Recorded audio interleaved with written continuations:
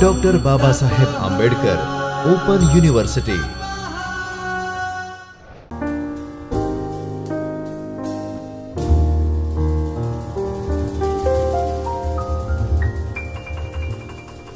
Hello everyone, I Dr. Darshana Dalwadi is welcoming you all to the lecture series of Principles of Cyber Security from the Chaitanya Studio of Dr. Babasaheb Ambedkar Open University. In today's lecture, learners, we are going to learn about the advanced persistent threats, APTs and cyber kill chain. In previous lectures, we have discussed about the understanding of problem, what type of problems we are facing when we are having APTs. Then after we discuss about the vectors, attack vectors we have, then traditional APTs, then after the techniques and tools for advanced APTs and the cyber kill chain. Different phases are there in which the input of one phase will be the output of another phase. Means right now suppose we have started the first phase, then as the first phase starts, it will give some output. Whatever output we have in the first step will be the input of the second step. So that we have already discussed. Today we are going to see about that steps. First steps we have, see this is what we have already seen, just I am just briefing you that we are having 7 steps: reconnaissance, then weaponization, delivery, exploitation, installation, command and control and actions on objective. Now in reconnaissance what we are doing, actually we are gathering the information. Then 2 types of reconnaissance we have, active and passive. Then after that we are having weaponization. Whatever output we have from the reconnaissance, that will be the input of weaponization. Up to this we have discussed. Now whatever output we will get from here, that will be the input of the third step, that is exploit. Now in exploit what we are having, exploit is a part of the weapon which facilitates RAT. RAT means what? Remote access Trojan, to execute in the target machine. It uses system or software vulnerabilities to drop and execute a RAT. What it will use? It will use the software or system vulnerability by which it can execute a RAT or it can drop a RAT. The major objective to use exploits is to evade the detection. Exploits can be related to MS Office, means we may have the file which will have the extension as doc or PPT or Excel file, which can be identified from its CVE, that is common vulnerabilities and exposure number. One CVE number will be there by which we can identify the exploits. So, some examples are given to you of CVE. First one we have, that is CVE 2017-11882, or we can have CVE 2014-9165. These are just the examples. You may have different CVEs. Then after, there are methods which do exist in which the target system can be accessed without using exploit. They are very unreliable in these times as the organization has already set up multiple security layers. In today's time, the organizations are setting multiple securities, because of which this type of exploits are not reliable exploits. So they are doing the usage of RAT. Embedding RAT or an exploit code inside the legitimate file will be easier to evade the detection. Because the organizations are having more security layers, they are not able to evade the detection. So what they are doing, they are embedding the RAT or trying to exploit the code inside the legitimate file. Legitimate file means authorized file, which is having some accesses. In such files, they are adding their code and trying to exploit the code with the help of such files, which will help them to evade the detection. In some cases, multiple exploits are used to create a payload using the exploit kits. Some cases are there in which only one exploit is not enough. They need to have more than one exploits. So they are creating multiple exploits which will help them to create a payload, and this they will do with the help of exploit kits, which provides the exploit code for different softwares. By the help of these multiple exploits, whatever output they are getting, that will be the code only, that will called as the exploit code, which will be used as a code for exploitation in different softwares.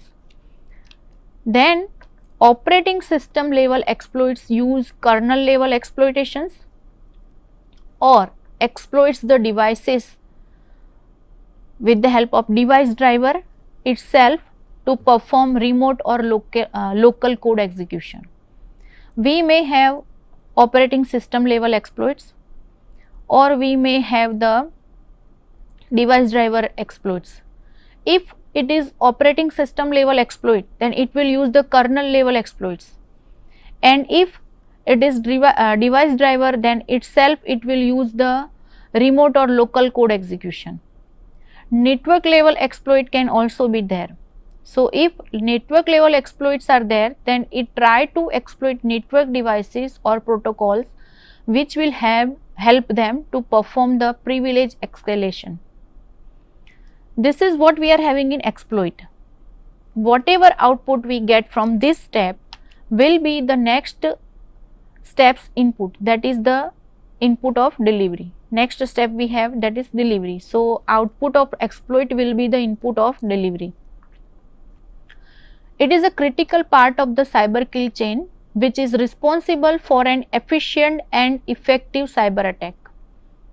In most of the cyber attack, it is mandatory to have some user interactions such as using email attachments, drive-by downloads, USB or browser based attack. Now when we are having such type of cyber attack, automatically it is not performed. In some cases it gets automatic execution, but in most of the cases we need some user interaction. User interaction can be anything, like if we are having any email attachment, if you remember or recall, then we have seen that when APTs are there,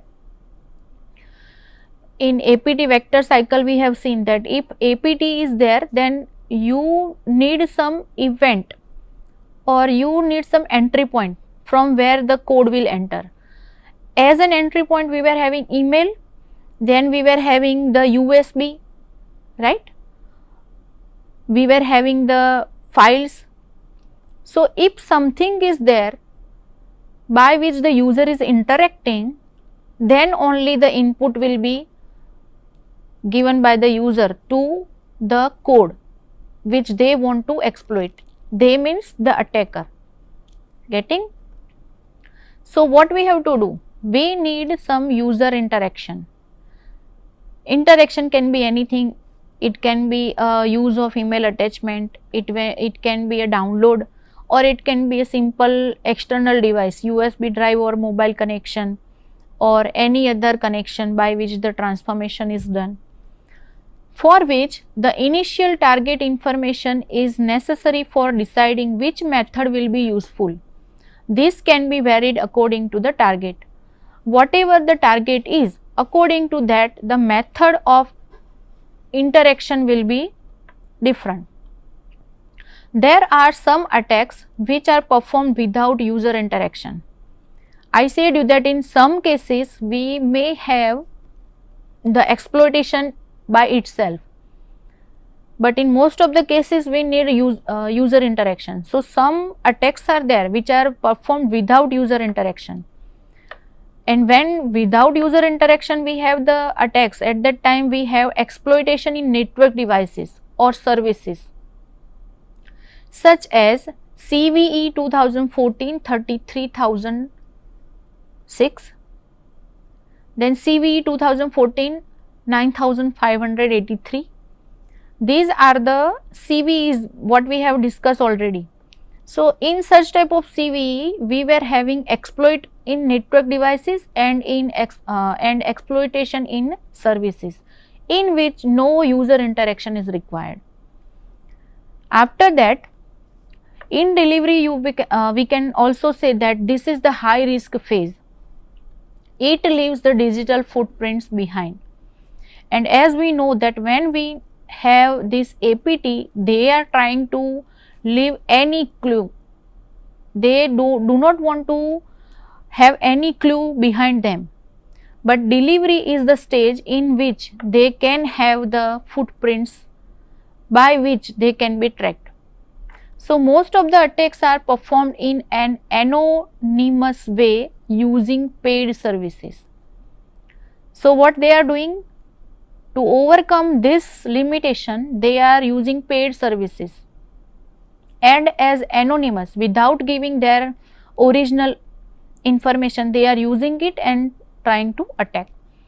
Successfully targeting the user in the first attempt cannot be guaranteed. It is not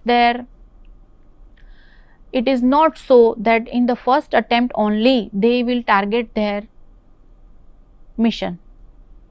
In such cases, the attacker will gain all information due to which the first attempt was failed and will make sure that in the second attempt it successfully exploits target machine. Suppose this is the case where in first attempt the attacker is not able to hack the information or not able to steal the information. So what they will do? They will gain all the information of that attack, each and everything related to that first attempt, and from that they will analyze, they will understand that where they have done mistake, so that that same thing cannot be repeated in the second attempt. In some cases where one delivery method is not sufficient, multiple delivery methods are used. Some cases are there in which only one delivery method is not sufficient, so in such cases you can have multiple delivery methods. Next stage we have, that is exploitation. Once the successful delivery of the weapon is done, see here, whatever delivery phase we have discussed, it was all about the weapons delivery, means we can say the codes delivery, which they want to include in organization. So after the delivery of that weapon, next step we have, that is exploitation. It means to execute or trigger the exploit on the target side. The goal is to silently install or execute the exploit. The main goal of exploit is what? Silently installing the code and executing it to generate the exploit in the organization. There are certain conditions need to be matched for this to work, such as user must be using software or services for which the exploit is created. Now see, when the exploitation is there, at that time it needs some conditions which must be provided. Which type of conditions are there?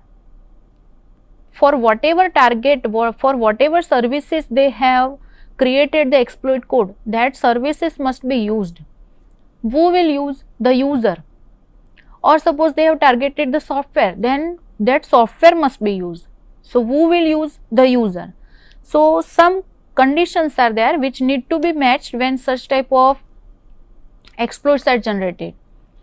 For whatever software or services it is created, that type of software or services must be used by the user.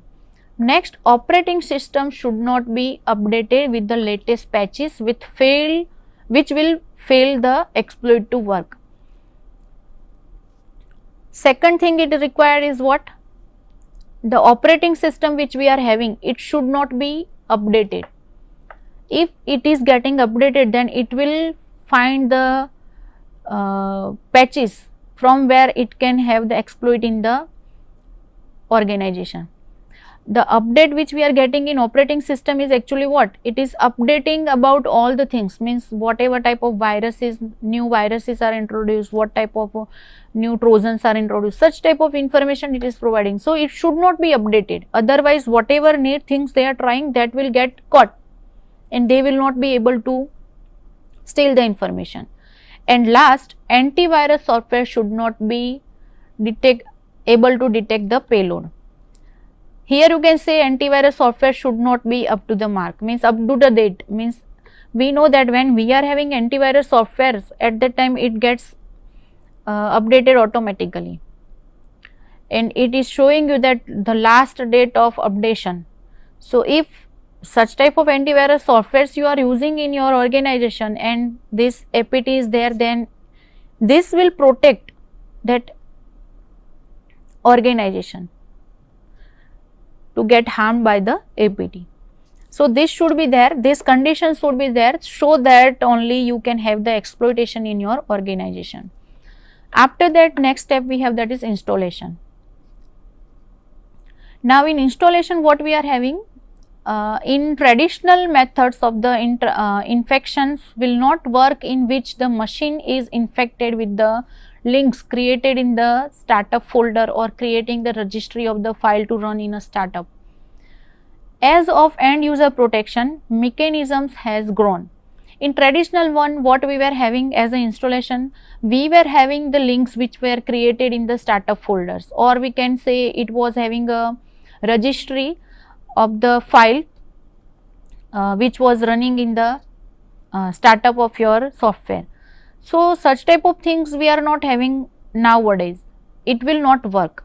Traditional method will not work with your exploits. So as of end user protection, mechanisms has grown. Modern malware is multi-staged and they heavily depend on the droppers and downloaders to deliver the malware. In modern malware, or we can say in model exploits, we are not having such type of simple registry file or simple links which we will get executed in startup folder, but instead of that we have the downloaders and droppers which will help to deliver the malware in your system. They are dependent on such things. After that we are having command and control. Now after successfully triggering the malware, the important part of the remote attack is command and controls. It is called as C&C, or we can say C and C. C&C gives the instruction to the compromised machine. There are mainly three different types of communication structures, such as centralized structure, peer-to-peer, and latest social network based communication structure. As we know, centralized structure means we are talking about the communication structure. So means how the communication is done in our network. Centralized structure means one center will be there from where the different peers are getting the communication or getting the information, sending or receiving. Then after we have peer-to-peer. Peer-to-peer means one machine, one peer is connected with the another peer, sending the information from there and receiving the information from there. And latest we are having, that is social network based communication structure. These are the three main types of communication structure. Now when C&C is there, in it communication traffic analysis is a traditional approach to detect the communication pattern in the target machine. In C&C, C&C means command and control. In that, the communication traffic analysis is a traditional approach which will help to detect the communication pattern in the target machine. How the communication pattern is there means in which manner the machine is getting communicated. Whatever target machine is there, its communication pattern they are analyzing. Malware authors tend to use new techniques in which it is difficult to separate it from the legitimate traffic of the network to make it more anonymous. what the malware authors are doing? They are using new techniques in which it is difficult to separate it from the legitimate traffic. Legitimate traffic means authorized traffic. When we are having any network, at that time authorized files will be transferred in different way, and means their behavior will be different, and unauthorized files will behave separately. So when this type of malwares we have, at that time what they are doing? They are using new techniques which will make them similar to the legitimate traffics, by which they will not be able to separate that these type of files are unauthorized. They will behave same like the authorized traffic, means authorized files or authorized data. And trying to make this type of malware files or malwares more anonymous, which will help them to hide their identity, because of which they will not be able to caught by the organization's security measures. So this is what we are having in command and control. After that, next step we have, that is actions on objective. Now in the last phase, the attacker tries to achieve the final goal, which is to exfiltrate the data from the compromised machine by giving instructions from the command and control server. In the last phase, we have seen that attacker is trying to achieve the final goal, which is to exfiltrate the data from the compromised machine by giving instruction from the command and control server. So this is what we are having in actions on objective. Whatever objective they have, on that what type of actions they are taking, that is what we are having in actions and actions on objective. After this, we are having the summing of whole lecture, whatever we have discussed. Now see, first thing we have seen, that is the life cycle of APT.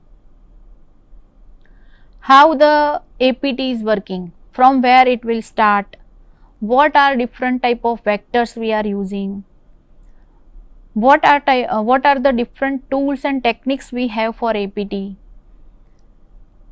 then what measures we can take to make the awareness about the APT in organization, how we can make them aware, how we can explain the users of the organization about the APT, then the different threats and attack vectors which are part of the APT. We have seen that when we are talking about APT, at that time number of type of threats are there, as well as attack vectors are there, which are part of APTs. So how it is helpful in APT and how they are used, that we have discussed. Then tools and techniques which are used in the APT attack. As we have seen that these APTs are advanced threats. Traditional attacks they can use, traditional threats the attackers can use, but with it they are using some advanced techniques, some advanced tools. We have already seen the tools and techniques which they can use. So we are not discussing in detail here, but we are just revising that what is discussed. So advanced tools and techniques are there, which they can use with the traditional one and generate the new APT. Or we can say that by using such new tools and techniques, they can generate their own APT. It is not so that every time the new APT will be there. They may have the traditional threat, in that they are doing some modifications with the help of new tools and techniques, and after having that modifications, they are getting some new code, some new malware. So this is what we can have in APT attack also. And we have seen the different phases of the cyber kill chain along with the other technical details. Here, as we have seen, the cyber kill chain we are having. Before cyber kill chain, we discuss about the APT cycle, APT vector cycle, right? So in cyber kill chain, we have seen different steps which will help us to see the attacks stages from reconnaissance to exfiltration. From starting to end, it is showing us different steps. 7 steps are there, which already we have seen, which is showing us that the input of one step is becoming the output of previous step. First step is reconnaissance, in which we are gathering the information. After that, it gets in second stage, and so on. After the completion of all the 7 steps, we will have action on objective stage. This was the last stage of cyber kill chain. So this is the end of our today's lecture. Next thing we will start in next lecture. So learners, thank you for today.